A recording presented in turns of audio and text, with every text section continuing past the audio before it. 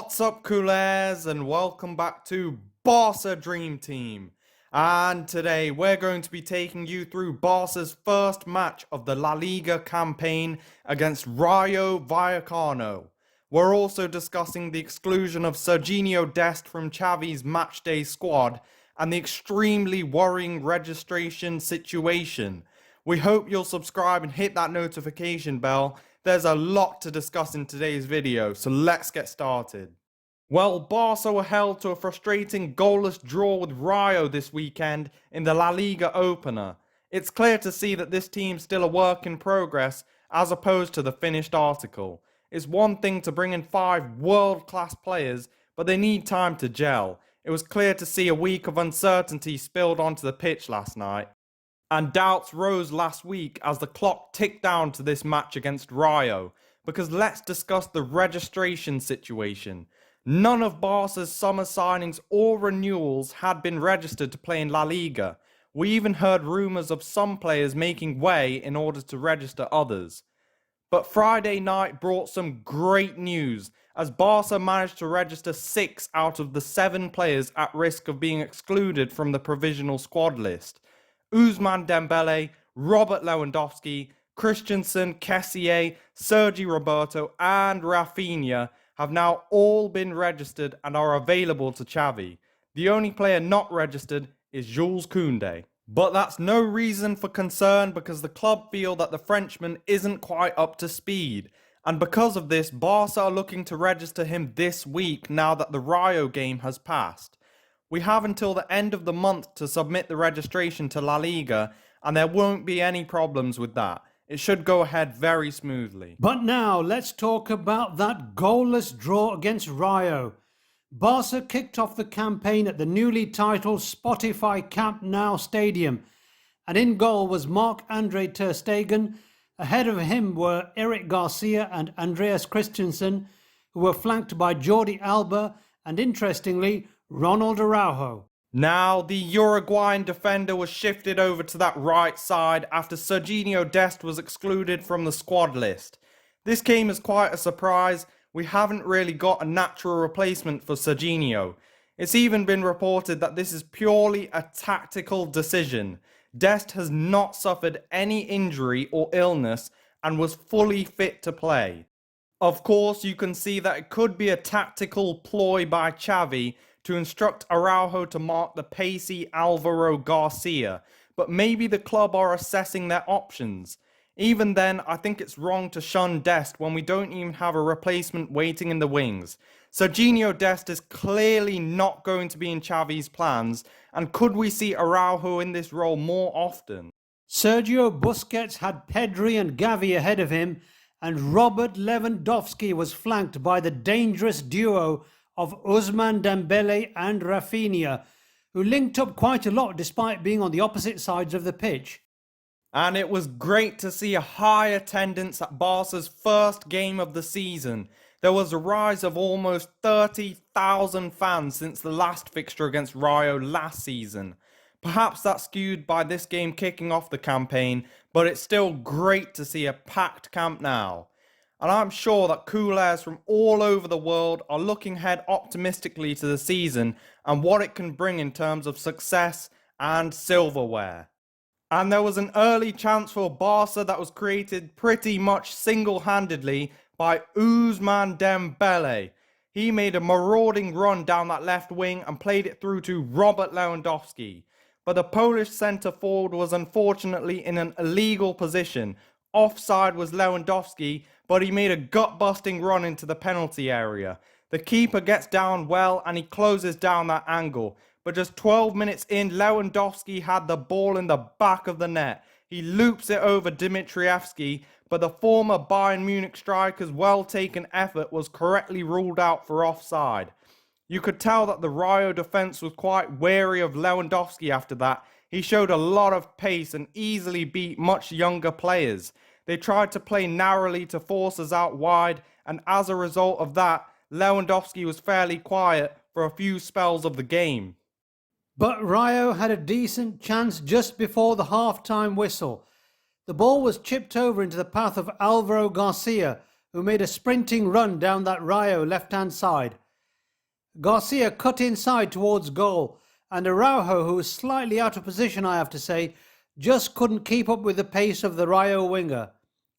Ter Stegen then closed down the angle well, and Garcia could easily have passed it to his forward teammate to fire it home.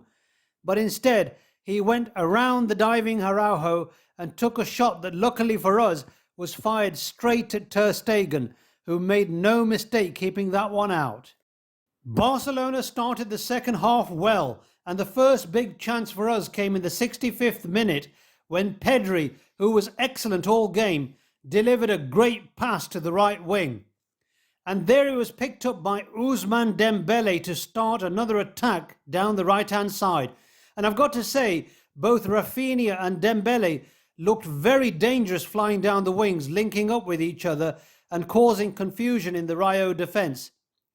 Dembele then squared the ball to Ansu, who's well positioned coming inside, and Ansu shoots a rocket of a shot, but it's well saved by Dimitrievski, again, who really was excellent. And I've got to say, guys, it was a disappointing day for us, but it was so good to see Ansu looking so sharp, and let's hope he can stay fit this season, because he's a crucial player for us, and I'm sure it won't take him long to get amongst the goals. Just under 10 minutes to go now, and Robert Lewandowski regains possession out wide. He cuts inside past his marker and makes his way into a dangerous position, and it's a looped ball over the top which flies over the heads of the Rayo defence. Aubameyang then frees himself from the organised wall of defenders. He receives the ball and he curves it, using the defender to his advantage to obstruct the keeper's view. But Dimitrievski gets a strong hand behind it, denying Oba from breaking the deadlock. And Lewandowski puts the rebound wide of the post. But it was great play from Aubameyang to get into that little pocket of space, giving himself the time to place that into the goal. It was a great effort. It's nice to have him as an option to rotate with Lewandowski. He brings something completely different to the table. The clock was ticking for Barcelona, and Eric Garcia releases a beautiful long ball over the top.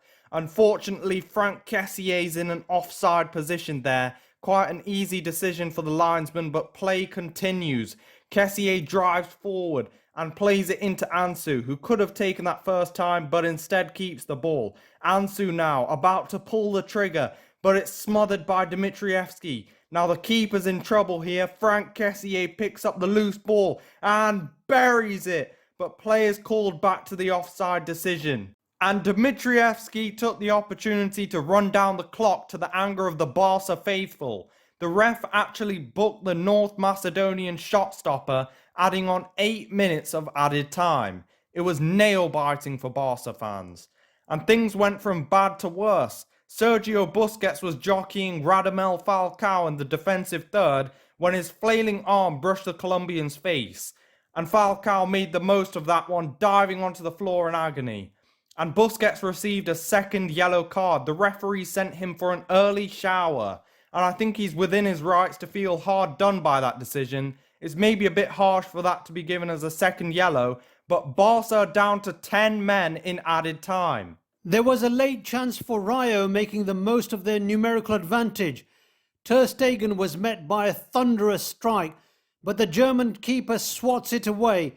Radamel Falcao picks it up though and blasts it home. However, he was adjudged to be in an offside position. Overall, I'd say it was a game of two halves. Barca had a lot of possession in the first half, creating 8 half chances, but Lewandowski kind of drifted through the first 45.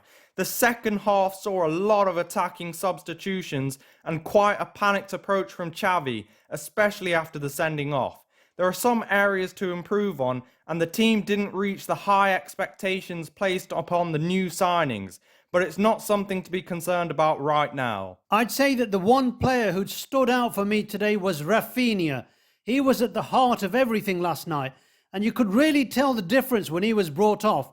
I don't think we had that same attacking spark as we did in the first half. And looking ahead to the next match day, and we take on Real Sociedad next weekend, followed by that colossal battle against Guardiola's Manchester City. Real Valladolid make the trip to the Camp Nou, and Sevilla host Barca in the first game of September. I really think that with the players we now have, we don't need to fear any team. Honestly, guys, I think we can go into any game and expect to bag the 3 points. Whether our pre-season performances have set the bar too high remains to be seen, but I'm sure that we can look ahead to a very successful season. So if you like this video, guys, and you want to keep up to date with Xavi's Barca Dream Team, make sure you hit that notification bell. Subscribe to BDT, and we'll see you next time. Visca Barça!